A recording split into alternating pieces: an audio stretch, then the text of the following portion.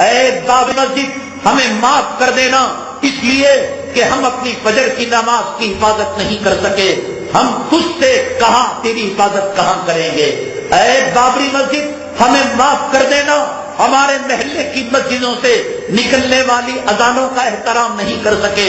گانا بجتا رہا، سنیما چلتا رہا، میچ ہوتی رہی، ناچ گانا ہوتا رہا۔ بابری مسجد ہم تجھ سے اذان کے امیدوار کب بنیں گے؟ ہم اپنی مسجدوں کی اذان کی حفاظت نہ کر سکے، اپنی مسجدوں کی مصلی کی حفاظت نہ کر سکے، ممبر کی حفاظت نہ کر سکے، محراب کی حفاظت نہ کر سکے، ہم نے اپنی مسجدوں کو اپنے ہاتھوں سے ڈھایا، اپنی مسجدوں کا قتل کیا، اپنی مسجدوں کا خون کیا۔ انما یعمر مساجد اللہ من آمن باللہ، قرآن یہ کہتا ہے کہ نماز پڑھنا مسجد کی آبادی ہے، نماز پڑھنا تلاوت کرنا مسجد کی آبادی ہے۔ کتنے مسلمان فجر میں الصلاۃ خیر من النوم کی آواز سن کر حالت جنابت میں والی بیوی کو چھوڑ کر مسجد کی طرف رخ کرتے ہیں۔ بابری مسجد ہمیں معاف کرنا، جو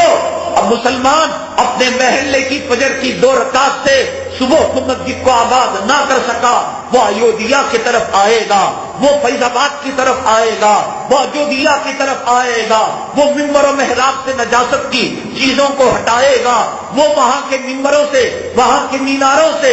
اذان کی گونج لگوائے گا۔ بابری مسجد ذرا انتظار کرنا، امت کی مائیں جب صلاح الدین ایوبی کو جنم دیں گی، بابری مسجد معاف کرنا، امت کی مائیں جب ٹیپو سلطان شہید کو جب دوبارہ جنم دیں گی، بابری مسجد ہجڑے بن چکے ہیں نوجوان، بابری مسجد امت کے نوجوان دولت کے پجاری ہو چکے ہیں، مال کے پجاری ہو چکے ہیں، بفے سسٹم میں کتے سوروں کی طرح انہیں کھانوں سے فرصت نہیں، عورتوں کے غلام بن چکے ہیں، ان کے حیث و نفاس کے کپڑے دھونے سے جب فرصت ہوگی، بابری مسجد ہم تیرے بارے میں سوچیں گے، جورو کی غلامی سے جب فرصت ہوگی، بابری مسجد معاف کرنا ہم تیرے بارے میں سوچیں گے۔ اے بابری مسجد دکان کی غلامی کا تاؤ اور دولت اور مال کی غلامی کا تاؤ جب ہمارے گلے سے نکلے گا، بابری مسجد معاف کرنا ہم تیرے بارے میں سوچیں گے۔ بابری مسجد امت کے نوجوان ہجڑے پن سے جب توبہ کریں گے، ہم تیرے بارے میں سوچیں گے۔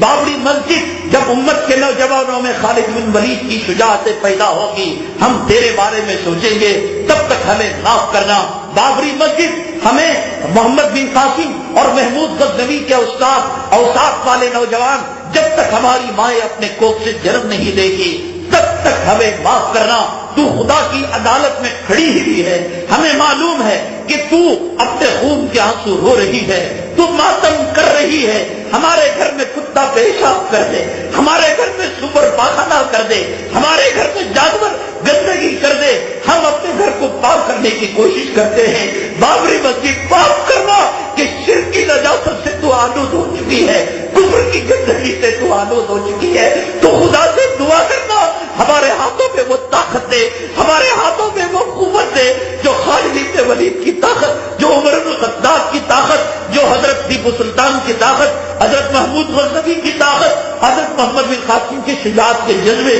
ہمارے نوجوانوں کے اندر آ جائے۔ ہمیں کب فرصت ہے دنیا سے، ہمیں کب فرصت ہے زمین کی دلالی سے، ہمیں کب فرصت ہے جورو کے غلاموں سے، ہمیں کب فرصت ہے۔ بابری مسجد تو اللہ کی عدالت میں کھڑے ہو کر، کٹہرے میں کھڑے ہو کر ہم جانتے ہیں ہمارا ایمان ہے، تو رو رہی ہے، تو گڑ گڑا رہی ہے، تو امت کو فریاد کر رہی ہے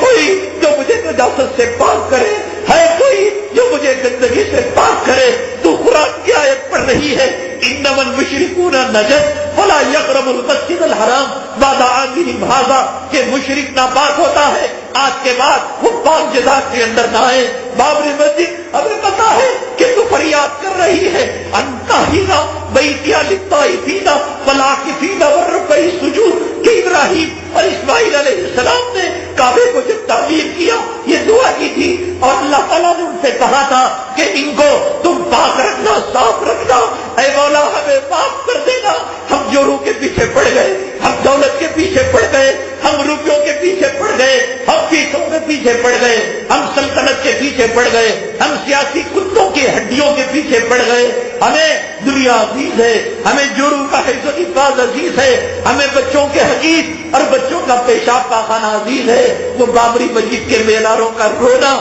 ان کے خون کا آنسو بہانا، اس کا فریاد کرنا آج ہمیں سنائی نہیں دے رہا ہے، بلکہ یہ باتیں کچھ